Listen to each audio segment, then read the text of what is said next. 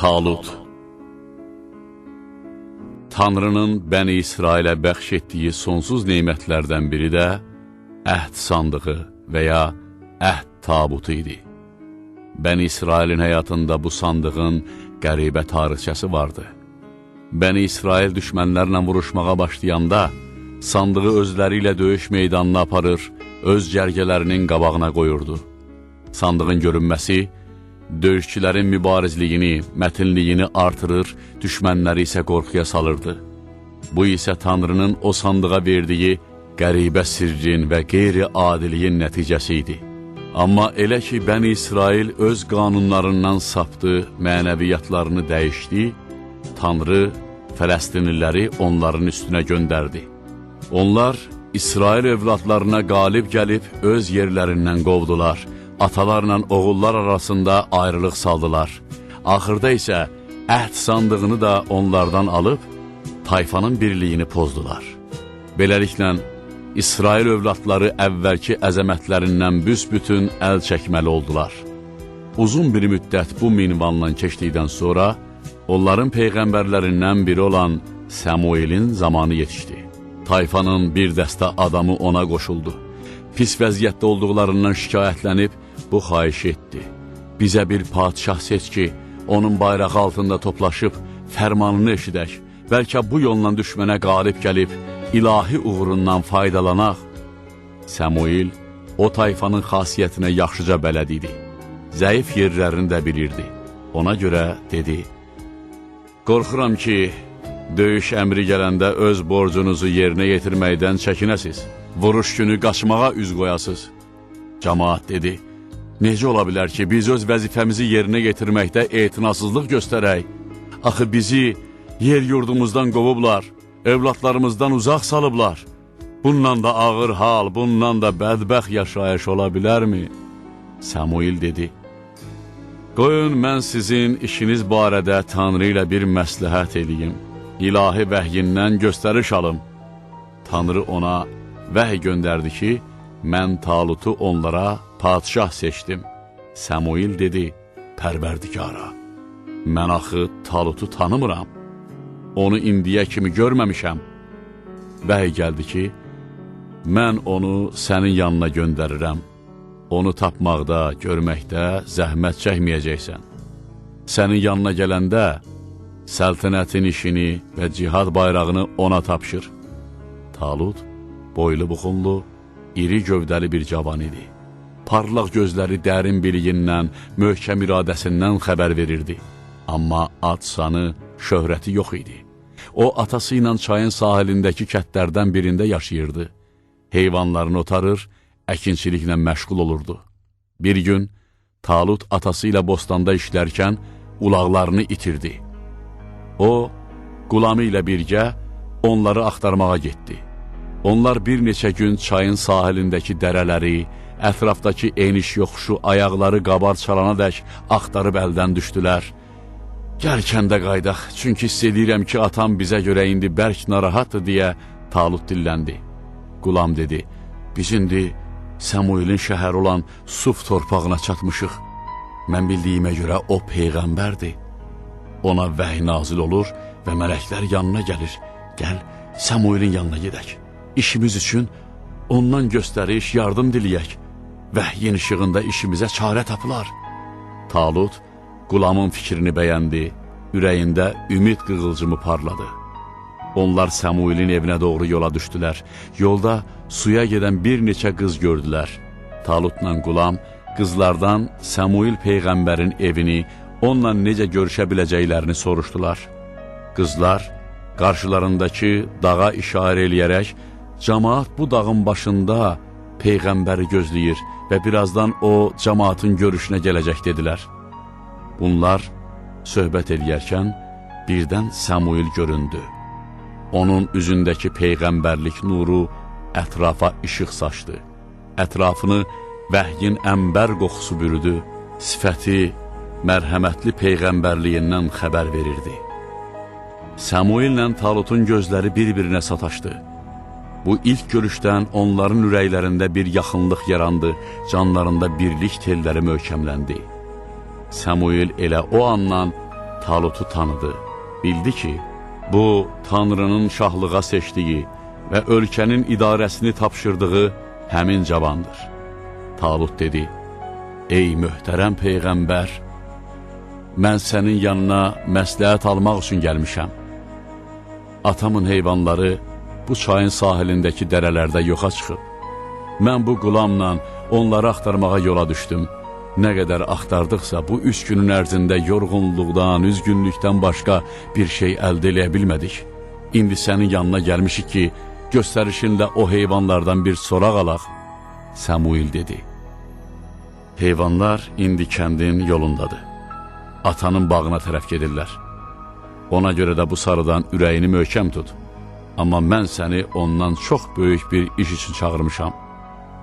Tanrı səni Bəni İsrailə padşah seçib ki, onların dağınıqlığına son qoyasan. İşlərini nizama salıb düşmənlərdən xilas eləyəsən. Tanrı istəsə, öz uğurunu, qələbəsini sənə nəsib eləyər. Düşmənlərini isə yaman günə qoyar. Talut dedi, mən hara? Səltənət, padşahlıq hara? Mən Benyaminin övladlarındanam. Onun əsla tanımayan ən kasıb nəslindənəm. Məndən padşah olmaz. Cəmaati idarə eləyə bilmərəm. Səmuil dedi, bu Tanrının istəyi, onun vəhyidir. Odur ki, bu neymətin əvəzində ona şükürlər et. Özünü cihada hazırla. Samuil Talutun əlindən tutub, onu qəbilənin başçılarının yanına gətirdi. Tanrı Talutu sizə padşah seçib, səltənətə rəhbərlik hüququnu ona verib. Siz də gərək onun dediklərinə əməl eləyib, əmrindən boyun qaçırmayasınız.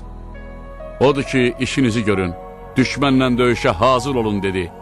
Bu sözlər İsrail övladlarını bərk təəccübləndirdi. Cəmaatın sifətində ikrah, inkar əlamətləri göründü. Çünki onlar Talutun yazıq, fağır bir adam olduğunu yaxşı bilirdilər. Onlar bir-birinin üzünə baxıb, qaşlarını dartaraq dedilər, o bizə necə padşah ola bilər? Axı tanınmış, adlı sanlı nəsildən deyil. Nə Peyğəmbər nəslindən olan Lavinin övladıdır, nə taxtaç sahibi Yahudanın soyundandır. Bundan əlavə yoxsul bir oğlanı bizə başçılığa necə rəva görürsən? Axı bizim hamımız sərvət, cah-cəlala sahibik, qüdrətimiz, əzəmətimiz var. Samuil dedi, qoşuna başçılığın və ölkəyə rəhbərliyin sərvətə, nəslə dəxli yoxdur. İşləri idarə etməyi, məmləkət üçün bir tədbir qılmağı bacarmayan, yaramaz, ağılsız bir şəxs üçün yüksək nəsildən olmağın nə faydası? Ağıldan kəm, fəhimsiz, qoşun çəkməkdən başı çıxmayan bir adam üçün sonsuz sərvətin nə xeyri? Amma Talutu, Tanrı qabiliyyətinə, qüdrətinə görə sizdən üstün tutub, siyasətinə, göz açıqlığına görə sizə rəhbərliyi ona tapşırıbdır. Siz görürsünüz ki, o necə gövdəli, uca boylu, möhkəm əzələli, enli kürəkli cavandır. Bunlar isə şəxsin qorxmaz olduğunu göstərən əlamətlərdir. Bir özünüz fikirləşin. Əgər Tanrı gücsüz və zəif iradəli bir kişini sizə başçı seçsəydi, heç onu sayardılarmı? Qoşun əhli heç onun əmrinə baş əyərdimi? Bundan əlavə, Tanrı ona cəngavərlik istedadı, mübarizlik ruhu verib. İti ağlı, güclü əli var. Hər birimində də göz açıq, məlumatlıdır. Ən başlıcası odur ki, Talutu Tanrı sizə padşah seçib. Çünki o sizə lazım olan şeyləri özünüzdən yaxşı bilir. İkincisi də, Tanrı mülk sahibidir. Mülkünü kimə istəsə bağışlayır və lazım biləndə geri götürür. Ona görə də ilahi iradəsi və ixtiyarı qarşısında öz etirazınızı bildirib, çənəboğaz döymək sizə yaraşmaz. Cəmaat dedi, əgər Tanrı belə buyurubdursa, əlbəttə, onun hökmü qarşısında heç bir sözümüz yoxdur, amma sən bizə elə bir möcüzə göstər ki, onun vasitəsilə ilahinin fərmanını tanıyaq. Samuil dedi, Tanrı sizin tərsliyinizi, inadkarlığınızı bildiyindən bu iş üçün bir möcüzə yaradıb. Şəhərdən çıxın və əhd sandığına baxın. Görəcəksiniz ki, mələklər onu çiyinlərinə alıblar. Sizin ürəyinizin rahatlığı, xatircəmliyiniz o sandıqdadır. Cəmaat şəhərdən qırağa çıxıb, sandığı eyni ilə Səmuil dediyi şəkildə gördü. Bundan sonra onlar Talutun qarşısında and içib, onun hakimiyyətini qəbul etdilər. Talut, ölkənin rəhbərliyini, hökumət işlərini əlinə aldı, inamla, əzmlə çalışıb var gücünü, bacarığını göstərdi. O, cəmaata üz tutub, yalnız o kəslər mənim qoşunumda ola bilər ki, xəyallarından özgə fikir keçməsin. Ona görə də kimin yarımçıq binası, ya yolunu gözləyən nişanlısı varsa və ya başında xeyir yazıyan, algı və satqı fikirləri dolaşırsa, bu meydana girməsin, dedi. Çox keçmədi ki, Talutun düşündükləri həyata keçdi. Güclü, nizamlı bir qoşun düzəldi. Amma Talut gördü ki, qoşun başçıları və döyüşçülər onun bu işlərinə, hakimiyyətinə şübhə gözü ilə baxırlar. Ona görə də o ehtiyat üçün qoşun əhlini sınamaq istədi ki, vuruş meydanında, qızğın döyüşdə süslüyə, diqqətsizliyə yol verməsinlər və ya onu meydanda tək qoyub qaçmasınlar. Talut bu məqsədlə qoşun əhlinə dedi, siz tezliklə yolda bir çaya çatacaqsınız. Kim mənlə həmfikirdirsə, dözümü varsa gərək sudan lap azacıq içə və bu yolla mənə olan sədaqətini, səmimiyyətini göstərə. Amma kim ki bu miqdardan artıq içdi, deməli, əmrimdən boyun qaçırıb, mənə qarşı çıxıb. Qoşun çaya çatanda, Talut irəlicədən necə düşünmüşdüsə, eləcə də oldu. Yalnız kiçik bir dəstə ona imanını, sədaqətini göstərdi. Qoşunun çoxu isə sudan daha çox içdi. Beləliklə, aydın oldu ki, qoşun əhlinin çoxu iradəsiz, dözümsüz adamlardı. Yalnız az bir hissəsi isə mömin mücahidlərdi. Talut, sadiq mücahidləri öz ətrafına yığdı, zəif iradəlilərə isə heç nə demədi. Qoşunun cərgələri hazır olduqdan sonra döyüşün başlanması yaxınlaşdı. Talutun qoşunu güclü, mübariz bir qoşunla üzləşdi. Düşmən qoşunu daha yaxşı silahlanmışdı. Döyüş ruhu onlarda yüksək idi. Onların qəhrəmanı Calut döyüş meydanında hərlənib nərə çəkirdi. Talutun qoşunu iki dəstəyə bölündü. Bir dəstə özünü tam itirib, tir-tir əsməyə başladı. Onlar dedilər, bugün biz Calutun və onun qoşununun qarşısında müqamət göstərə bilmərik. O biri dəstə isə səbirli, dözümlü idi.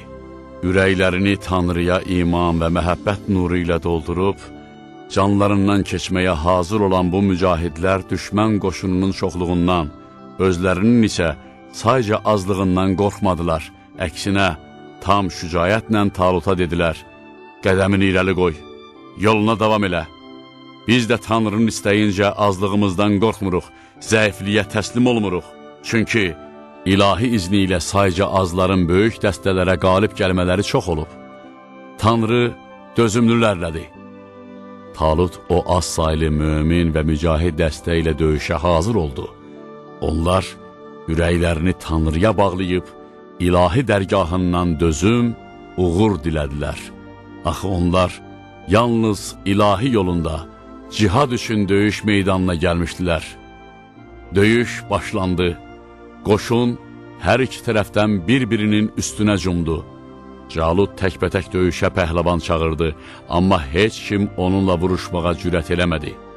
Onun zəhmindən, qəzəbli görkəmindən ürəklərə qorxu düşdü. Beyt-i-Ləhm kəndində əldən düşmüş bir qoca, oğlanları ilə birgə xoşbaxt ömür sürürdü.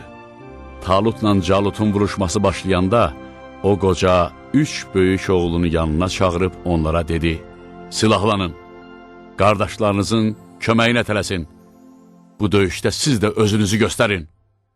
Qoca ən kiçik oğluna üz tutub dedi, bu döyüşdə sənin payın qardaşlarının azuqəsini daşımaq və mənlə onlar arasında elçi olmaqdır. Hər gün səhər mənə döyüş xəbərlərini çatdırıb, qardaşların haqqında danışarsan. Amma olmaya döyüş meydanına girəsən. Axı sən hələ vuruşmağı öyrənməmisən. Bu işdə heç bir təcrübən yoxdur. Qocanın kiçik oğlunun adı Davud idi. O, yaraşıqlı, alnı açıq, geniş ürəkli bir gənc idi. Davud qardaşları ilə yola düşüb döyüş meydanına çatdı. Onlar döyüş meydanında güclü, nəhəng bir pəhləvanın vargəl etdiyini gördülər. O, aslan kimi nərildiyir və meydanına pəhləvan çağırırdı. Amma heç kəs irəli çıxıb onunla tutaşmağa cürət eləmirdi. Davud, Talutun qoşunu qarşısında nəhəng qaya kimi qürurla, təkəbbürlə dayanıb meydan sulayan pəhləvanın adını, şəxsiyyətini soruşdu. O kimdir? Niyə kimsə onunla üzbəüz durmur, qabağa çıxmır? Dedilər, Caluddur. Kimsə onun qılıncının qabağında dura bilməz. Ona görə də qorxusundan ürəklər titriyir, vahiməsindən əllər əsir. Talut söz verib ki, kim onu öldürüb Bəni İsrailin başından eləsə, qızını ona verib öz kürəkən eləyəcək. Sonra da Bəni İsrailin taxt tacına sahib eləyəcək. Davud bu sözlərdən həyəcana gəldi. Ürəyində qeyrət atəşi alovlandı. Ona çox ağır gəldi ki, Tanrının bu qədər seçilmiş dindaşları qarşısında dikbaş bir kafir meydan sulayır. Özünü göstərir və heç kim də özündə onun qarşısına çıxmaq cəsarətini tapmır. Odur ki, o tez Talutun yanına gedib, döyüş meydanına girməsinə icazə istədi. Bəlkə elə ilahi iradəsi ilə o məğrur qəhrəman ölüm şərbətini mənim əlimdən alıb başına çəkəcək. Talut Davudun uşaq sifətinə baxıb, qorxdu ki, əgər onu pəhləvanın qabağına göndərsə, Calud bir zərbə ilə başını bədənindən ayıracaq və o yeniyetmə cavanın ömrünün baharı vaxtsız xəzana dönəcək. Ona görə də dedi, qoy səndən böyük, güclü birisi bu işi öz boynuna götürsün. Davud dedi, sən mənim yaşımın azlığına, kiçik bədənimə baxma. Ürəyimdəki odlu iman hərarətini, sinəmdəki qızğın qeyrət atəşini gör. Meydan günü bəslənmiş öküz yox, arıq at kara gələr demişlər. Elə bax dünən, bir qurd atamın qoyunlarını aparmaq istəyirdi. Mən onun ardınca qaçıb tutdum və öldürdüm. Bir dəfə də yolda bir yırtıcı ayıya rast gəldim. Onun da işini bitirdim. Hər hansı bir işdə bədənin nəhəngliyi, yaşın çoxluğu yox, iradənin, ruhun güclü olması əsas şərtdir. Talut, bu oğlanın gözlərindən iman nuru yağdığını, duruşundan möhkəm iradə sahibi olduğunu görüb dedi, yaxşı, qoy Tanrı özü sənə yar olsun, səni ona tapşırıram. İndi gətir görüm, nə yarağın var. O, Davuda döyüş paltarı geydirdi, əyninə yaraq taxdı, başına dəbilqə qoydu və belinə zireh bağladı. Davud o günə qədər zireh geyməmiş, belindən xəncər asmamışdı. Buna görə də bu yük ona ağır gəldi. O, əynindəkilərin hamısını çıxarıb tulladı, əl ağacını götürdü. Sonra da sapandını hazırlayıb, yerdən bir neçə daş götürdü və döyüşə hazır oldu. Talut dedi, bu əl ağacı və sapanla necə vuruşacaqsan? Axı ox və qılınc meydanıdır. Davud dedi, məni qurdun dişindən, ayının pəncəsindən qurtaran Allah, sözsüz ki, bu qəddar zalimin şərindən də salamat çıxaracaq. Davud möhkəm əzmlə, sidq niyyətlə, kamil imanla meydana sarı getdi. Hamının gözləri ona baxır, ürəkləri onunla döyünürdü. Calud gördü ki, yeniyetmə, arıq bir cavan oğlan, oxsuz, qılıncsız onunla vuruşmağa gəlir. O oğlanı ələ salaraq dedi, əlindəki bu əsa nədir? Yoxsa it dalınca gedirsən? Olmaya taytuşundan savaşacaqsan. Hanı qılıncın? Bəs qalxanın hardadır? Məndən nə ilə vuruşacaqsan? Görünür, canından doymuş, həyatından bezmişsən. Hələ sənin nə yaşın var ki? Cavanlığın təzə başlayır, amma indidən həyatın çətinliyinə dözmürsən. Mənim yanıma gəlirsən, onu bil ki, bir andan sonra qanın yerə töküləcək, ömür kitabın bağlanacaq, çöldəki yırtıcılar, leş dağıdan quşlar arıq bədənini yiyəcəklər. Davud dedi, zireh, qalxan, qılınc, ox, qoy sənin olsun. Mənsə Bəni İsrailin dua eləyib əl götürdüyü Tanrının adı ilə sənlə vuruşmağa gəlmişəm. Sən Bəni İsraili alçatdın, xar etdin. Tezliklə görəcəksən ki, düşməni kim yerə sərir? Qılınc, yoxsa Tanrı gücü və iradəsi? Davud sapandına daş qoyub Caluta tuşladı. Bir anda daş Calutun başını partladıb, qanını şorlatdı. Davud dərhal bir daşlatdı, Calutu qanına qəltan elədi. Bu anda Bəni İsrailin qələbə bayrağı göyə ucaldı və Calutun ölümündən sarsılıb özünü itirən düşmən qoşunu qaçmağa üz qoydu. Bəni İsrail mücahidləri düşmənin ardınca çapıb onlardan intiqam aldılar. Əldən getmiş əvvəlki əzəmətlərini, şan şöhrətlərini geri qaytardılar.